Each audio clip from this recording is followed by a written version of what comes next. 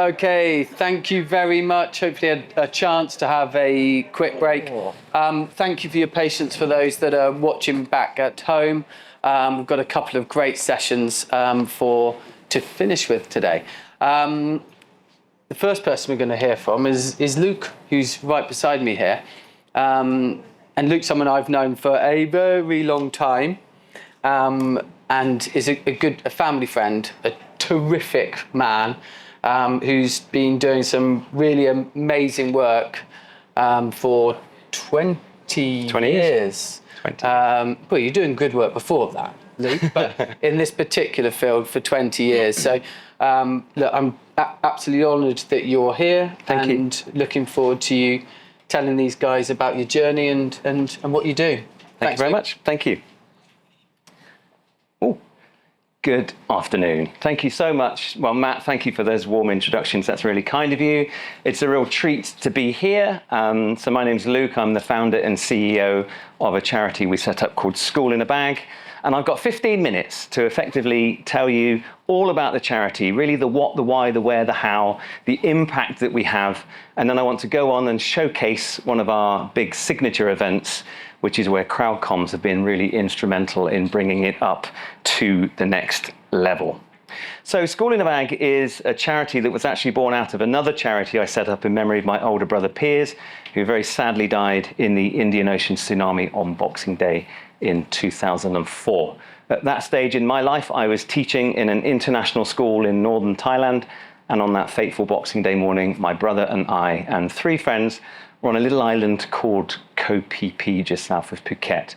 I was very lucky. I managed to climb up on top of a 9-foot-high corrugated iron shed roof to avoid the deluge. But my brother Piers, he was 3 years older than me. He was taller than me. He was wider and stronger than me.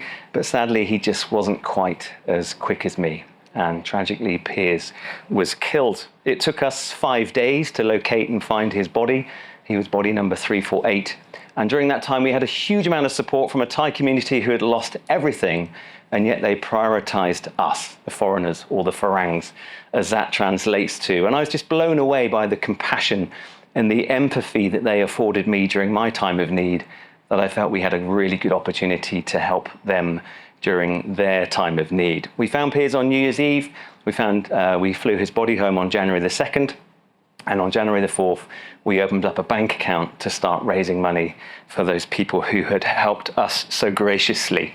Now, if you want to know more about my tsunami story, it featured in a documentary which aired last year to commemorate 20 years of the Indian Ocean Tsunami. It aired on ITV. You can still watch it on ITVX. And it's a really powerful 90-minute program that focuses on 7 different contributors who were impacted by the tsunami. It just so happens that our story is the lead one that threads right the way through it.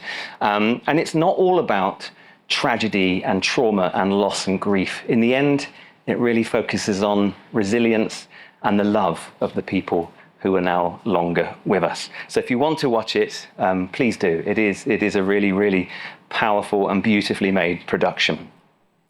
So for 4.5 years, we put money into areas affected by natural disasters, but following an earthquake in Turkey, where we found the pop-up organizations on the ground to donate to, and we created the appeals to try and generate money, we just had one fairly big instrumental problem.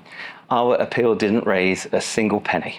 And we realized that we were just too determined and too, I suppose, limited by public perception of natural disasters, whether it made the news, too many external factors. We went back to our roots of wanting to support children's education, and we created School in a Bag. We ran it for 10 years under Piers' charitable sort of umbrella, and then we sought legal advice. We just got too big, and we needed to make School in a Bag a stand-alone charity. When you have that sort of second bite of the cherry, you get a chance to stand back and monitor and evaluate. In fact, we didn't make too many changes at all. We just changed one thing. We changed our strapline to transforming lives through education.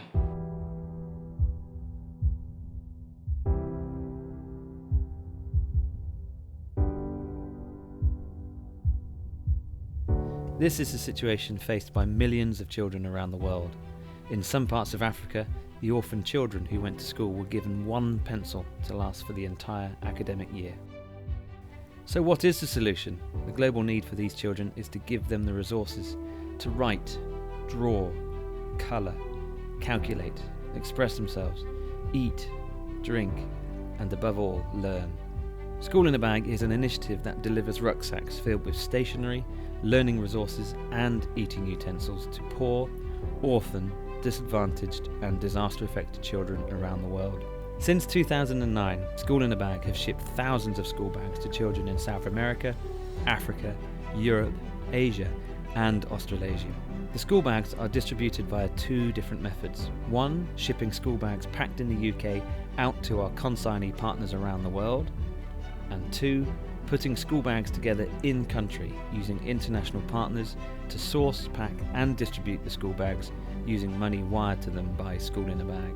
The cost to provide children with a life-changing school bag is just £20. Every school bag distributed is numbered and donors are able to track the school bag they funded through the Track My School Bag section on the School in a Bag website. More often than not, donors are able to learn details and see a photograph of the recipient, providing complete transparency to the whole initiative. Globally, there are millions of children who are deprived of an opportunity to learn. On an individual basis, a school bag for these children can provide hope to a lifeline out of poverty and hardship.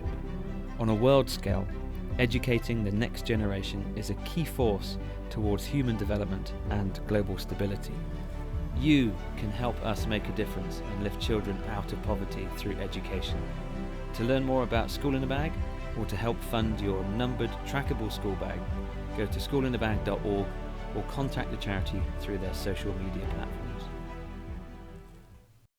So there you get to see some of the children who've received a school bag to date. Our current total stands at 155,145 school bags distributed to children in 58 different countries, shown by the little logos there on the map.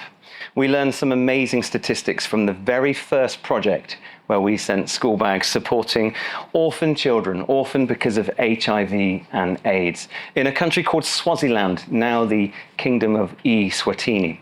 But one of these statistics has really stayed with us. Prior to these children receiving our school bags, if they got to school, they were given one pencil to last for the whole academic year. So we slightly joke when we say this, but our school bags come with a 12-year supply of pencils. And these they actually cost us 50 pence now, they've gone up. So each pencil costs just over 4 pence. So you can see how so important every single penny is that goes into one of our £20 school bags. Now, I will always like to give the people I chat to some homework. So when you get home tonight, be brave, roll up your sleeves, sit down on the comfiest chair you've got in your house, put your fingers right down the back and have a little rummage around in the springs, because sometimes money can fall out of adults' pockets. And you never know, you just might fund enough money down there to fund a pencil or two. Now, this slide shows all of the amazing, brilliant resources that we now put into our school bags. And I've got this one with me. You can look at it a little bit later on. But I've put this slide up for two reasons based on that word equality. One, we make sure that our school bags are always the same within each consignment that we send out. And you'll see that some of them do vary. We do that on purpose. If I had come here today with a school bag for each and every one of you to take home as a little parting gifts, and if some of them were brand new and some were secondhand and some were branded and some were unbranded, I could guarantee that some of you would end up with a bag that actually you didn't want, because you wanted that bag that that guy at the front received. So by making all the bags the same, it unifies School in a Bag. Every child feels the same. But not only that, all the contents being similar then allow teaching to be a much easier process when all of your students have the same equipment.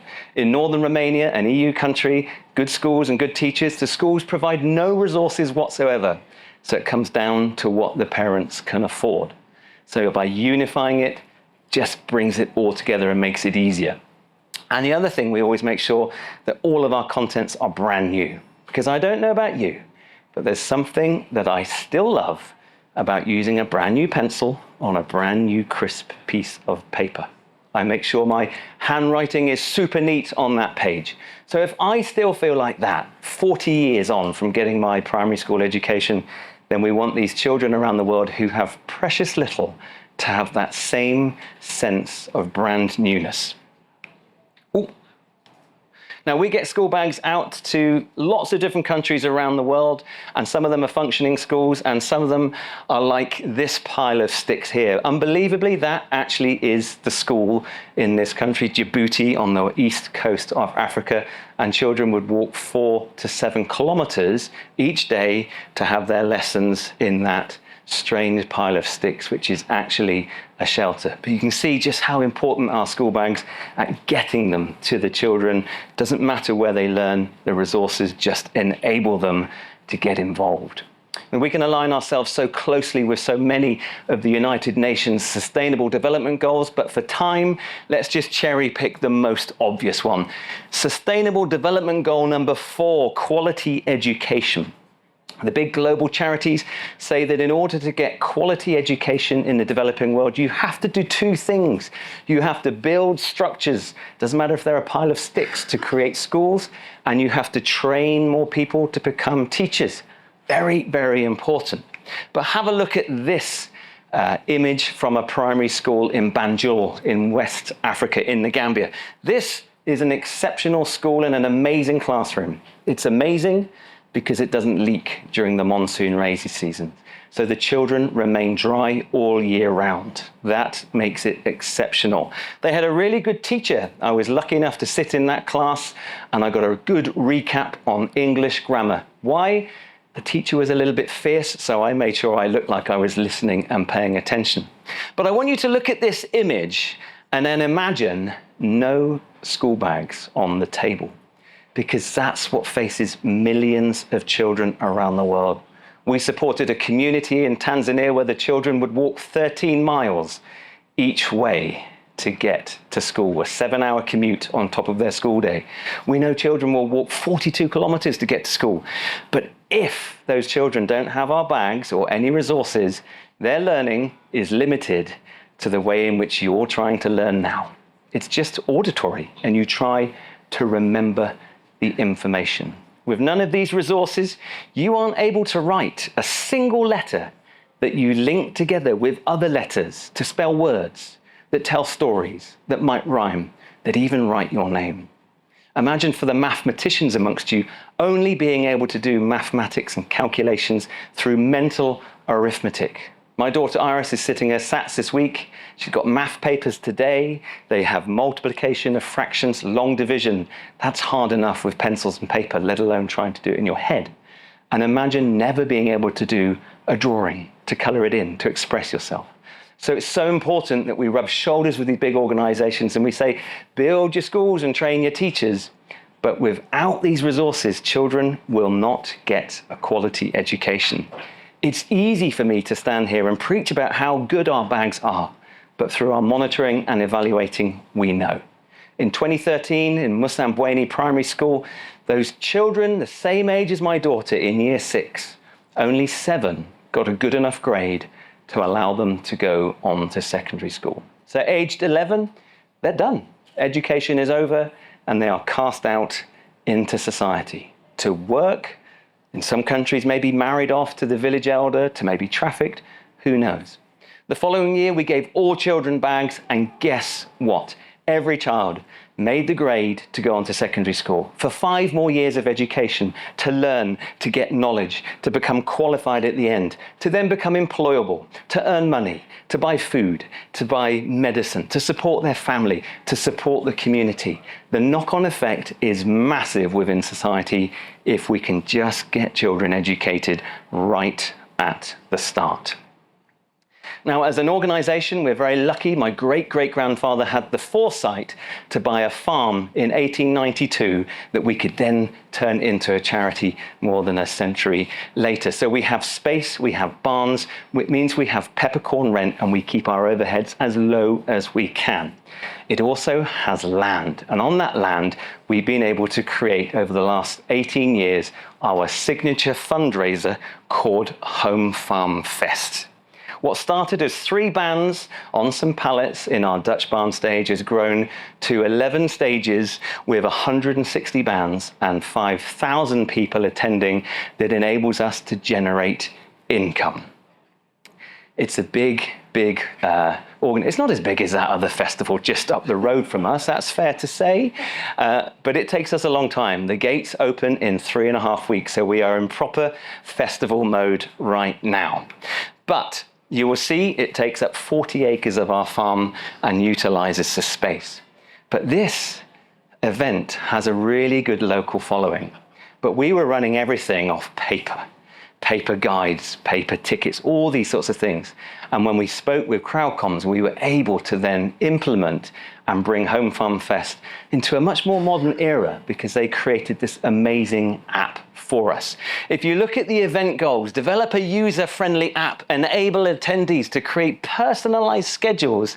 How brilliant is that? So you can pick the bands you want to go and see. That allowed us to increase the engagement at Home Farm Fest. It was a free tool for them to use, accessible because we've got good Wi-Fi across the farm, but ultimately we could use it to generate income. The stats were amazing. The big screen we had to promote it didn't even work over the festival, but word got out and it still generated over 6,000 total page views. The average visit time, 5 minutes per session. The event app generated this really cool buzz and experience where people were interacting and meeting people they'd never met. It was really cool to watch and witness. It allowed us to run a flash sale on the Saturday to buy tickets for this year's event that raised £11,000. You can't do that by paper. We could only do it through this brilliant app that was created. The team were amazing at bringing that all together. And what was the end result? When you promote that you're selling merchandise and you're packing school bags and there are offers on drinks in the bars, it generated an additional £34,000 worth of revenue. That's a salary for an employee. We are so lucky. If you look at last year, it cost us £130,000 to run School in a Bag. Home Farm Fest raised £142,000. We fundraise ourselves to fund ourselves, and we can grow because of the amazing app that's generated more income, that's allowed us to employ another member of staff so that we can develop and ultimately fund more bags. How brilliant is that? Thank you, CrowdComms, that's fantastic. So, I've put some flyers on your table. If you'd like to be involved in Home Farm Fest in South Somerset, we do still have sponsorship opportunities. The trustees make me say that. I have to get a little plug in, but do have a look at the flyer. But what I wanted to do now was just bring it back to School in a Bag. I want to introduce you to Sally. This is Sally. She's absolutely beautiful and a gorgeous, brilliant teacher in the Gambia. Sally is smiling. Why is Sally smiling? We've just given her children school bags and lollies, so they were super excited. And Sally now, her class have all the resources they need to get a better education, because prior to our arrival, she had 3 A4 pieces of blackboard and 4 pieces of chalk to educate 30 children. When Sally is happy, Sally breaks into song. And Sally's going to sing a song for you. But her song includes actions. And I thought that is where we could all get involved this morning. So what I'd love you to do is put things down and all stand up. And we're going to join in this lovely little activity. How many of you have children at primary school? Have you seen them do wake and shake? Yeah, this is a bit like that. So I'm working on the basis that some of you know each other. Some of you have only met today. But that doesn't matter, we're all at the same event, so it feels like we're family today, right? So if we all know one another now, there is no need to be shy, no need to have any inhibitions whatsoever. Right, Sally's going to take it away. Are you ready, Sally? Here we go. Good, here we go. Show me your eyes, point to your eyes. Yeah, well done. Show me your nose, point to your nose. Matt, no picking. Show me your ears. Point to your ears. Give them a wiggle. Well done. Good. Show me your mouth. Point to your mouth. Wonderful. Show me your bottom. Woo-hoo. She wants to see it 2 times. Yes. Come on, Sally. A jump and a clap. Come on, we can do that. There's 3 of these. Warm a bit early. Yes. Last one. Yes. Shake your body. Touch your feet. Whoa. Touch your knees. And row your boat gently down the stream. Give yourselves a clap. Well done. Excellent. You may sit. I show this clip to everybody we present to. It doesn't matter whether you're 4 years old in a primary school or corporates in Canary Wharf. At this point, I always say the same thing. You lot were the best. You're very good. Absolutely well done. But let me bring it back to the seriousness of what we do. Look at this classroom. Look at the lack of resources that it has. And then imagine it with no school bags on the table. That's why we do what we do. That's why we work as hard as we can. I've put a really convenient dinner-sized plate flyer on your seats that explains exactly how we work with corporates. We go into lots of offices, we take stock with them, and we put the employees to work packing the school bags that they have funded, and then they can track them through our website. We've just sent school bags to Senegal for a company called Fitch, who are going there next week to help build a school, and they'll hand bags out at the same time. So if you want to be involved in something like that, we can absolutely facilitate it. The last thing to say is, Matt and everybody else, and Kim, and everyone who's been involved in not only making the app, but just showing us so much positivity. Thank you very much, and I look forward to meeting you, some of you, over lunch. Thank you so much. Thank you, Matt. Thank you. Always just so proud to be involved in projects, and it's nice to do it with people you like, and Luke's a pretty good bloke, so I feel incredibly lucky. I remember when my Uncle Cecil used to come to stay with us, me and my brother would always find the pound coins. I'd never really thought about it until you just mentioned it there. And I remember he passed away, and his wife, my Auntie Glad, about 10 years after he'd passed away, said, before she died, not on her deathbed, she had other priorities, but before that, she said he deliberately used to leave money under the cushions because he knew that me and my brother used to look after they left. So that was, very insightful. But no, thank you so much. It really is a fabulous festival. It's great fun. I'm looking forward to going in a couple of weeks' time.